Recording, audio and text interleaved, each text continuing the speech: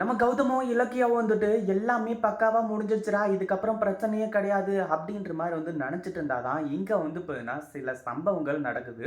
அதாவது என்ன அப்படின்னு பார்த்தீங்கன்னா, இந்த பைரவி வந்துட்டு இப்போ நம்ம இலக்கியாவ சும்மா விடுற மாரி கிடையாது.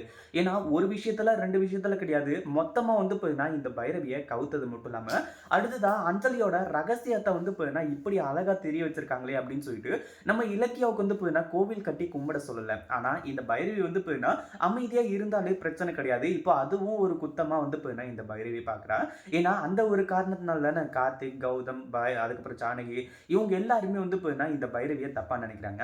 அதாவது என்னதான் வந்து பார்த்தீங்கன்னா, அஞ்சலியோட கர்ப்ப விஷயம் இந்த பைரவிக்கு தெரியவே இல்ல அப்டின்னாலுமே கூட, இந்த இடத்துல வந்து பார்த்தீங்கன்னா, பைரவி வந்துட்டு இப்போ பயங்கர கோவத்தோட இருந்துட்டு இருக்காங்க. ஆனா, இந்த பைரவிக்கு தெரியாம இது எல்லாமே நடந்திருக்குமா? அப்டின்னு சொல்லிட்டு வந்து ஒரு கேள்வி வருது இல்லையா? அந்த ஒரு கேள்விக்காகவும் சேர்த்து தான் வந்து பார்த்தீங்கன்னா, இந்த பைரவி வந்துட்டு இப்போ ஒரு சரியான கோவத்துல இருந்துட்டு இருக்கான்.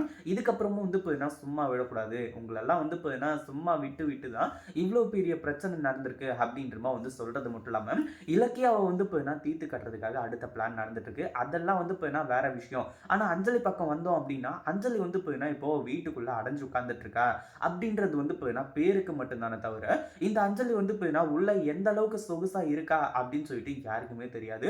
ஒரு பக்கம் நம்ம இவங்க அதாவது அஞ்சலியோட அப்பா மாசிலாமணி இருந்துட்டு ரொம்ப வந்து பார்த்தீங்கன்னா ஃபீல் பண்றாங்க. அதாவது இந்த அஞ்சலியோ, இல்ல அஞ்சலியோட அம்மா சிந்தாமணியோ, இவங்க கூட வந்து பார்த்தீங்கன்னா அந்த அளவுக்கு ஃபீல் பண்ணியிருக்க மாட்டாங்க. ஏன்னா தப்பு செஞ்சுட்டு அவங்க வந்து பார்த்தீங்கன்னா தண்டனைய அனுபவிக்கணும். ஆனா அவங்க அப்பா வந்து பார்த்தீங்கன்னா அனுபவிக்கிறது தான் இப்போ மிகப்பெரிய ஒரு கஷ்டமே.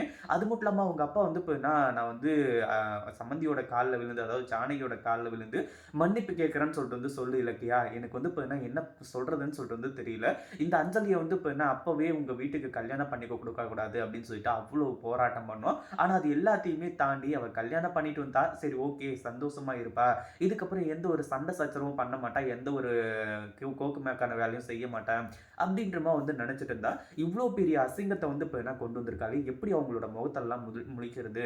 அப்படின்ற மாரி வந்து சொல்லி ரொம்பவே வந்து இப்ப என்ன ஃபீல் பண்ணிக்கிட்டு இருந்தாரு. இது எல்லாமே ஒரு பக்கம் இருக்கும்போது இப்போ இந்த அஞ்சலி ரூம்ல உட்கார்ந்து அழுதுட்டு இருப்பா.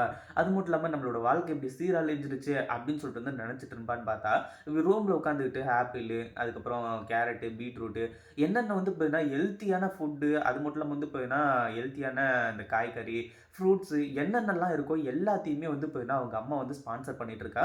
அதாவது சாப்பிட்டு நல்லா தெம்பா இரும்மா. அப்பதான் போயிட்டு இலக்கியாவ வந்து பார்த்தீங்கன்னா பழி வாங்க முடியும். அப்படின்ற மாரி வந்து சொல்லி அவங்க அம்மா வந்து பார்த்தீங்கன்னா இப்படிலாம் பண்ணிட்டு இருக்கா.